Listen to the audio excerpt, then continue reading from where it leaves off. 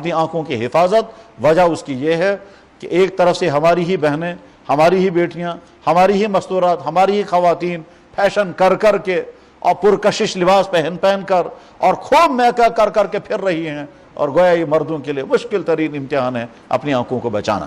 اور یہ وہ مسئلہ ہے کہ اللہ کے نبی علیہ السلام اپنے لیے دعا کرتے تھے، یا اللہ میری آنکھ خیانت سے بچ جائے۔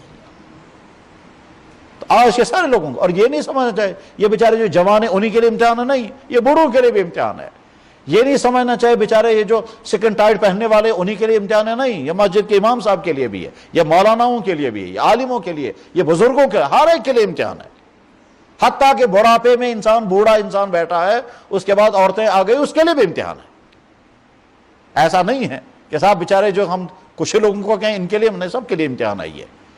تو اپنی آنکھ کو گناہوں سے بچانا، اپنے کان کو گناہوں سے بچانا میوزک کا طوفان ہے، اور بہتوں کو نیند ہی نہیں آتی تب تک جب تک گانے نہیں سنیں گے۔ تو دل و دماغ، آنکھ، کان، زبان اور ہاتھ، ان 5 چیزوں کو استعمال بھی کرنا ہے۔ یہ اللہ کی نعمت بھی ہے، اللہ کی قدرت بھی ہے، اور ساتھ میں خطرناک بھی ہے۔ ان کا غلط یوز اگر کریں گے تو ہمارے لیے بہت بڑی پریشانی۔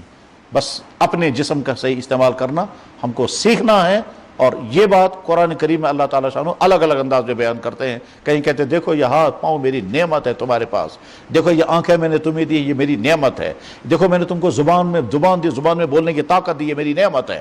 اور دوسری جگہ فرماتے ہیں یہ میری قدرت کی نشانی ہے، ان میں جب تم غور کرو گے یہ کیسے استعمال ہوتے ہیں، اور کیا کیا واقعتاً ایک ایک چیز کے پیچھے اتنی فلسفی، ایک ایک چیز کے پیچھے ایسی ایسی ڈیٹیلیں ہیں، عقلیں حیران ہو جاتی ہیں۔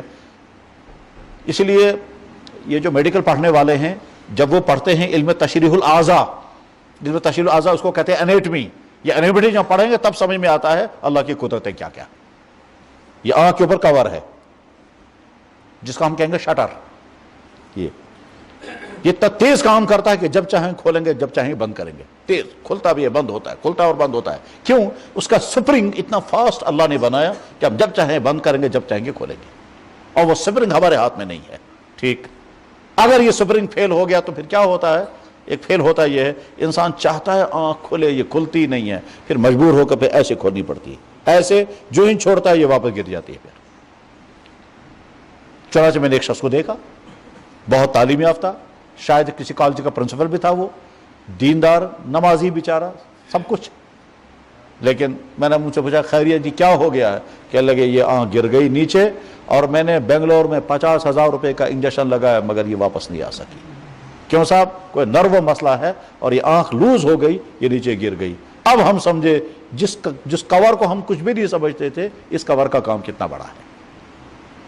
تو ایک ایک چیز کے پیچھے، کان کے پردے کی تھیوریاں پڑھیں ڈاکٹروں کے پاس جا کر کے، ان سے سنیں تو پتہ چلے گا اللہ کی قدرتیں کیا کیا ہے۔ تو انسان کے جسم کی ساری چیزیں اللہ کی قدرتوں کی نشانی، اللہ کا احسان، اور ان کا استعمال صحیح طور پر ہونا چاہیے، اور غلط استعمال ہو تو یہ بہت خطرناک بھی ہے۔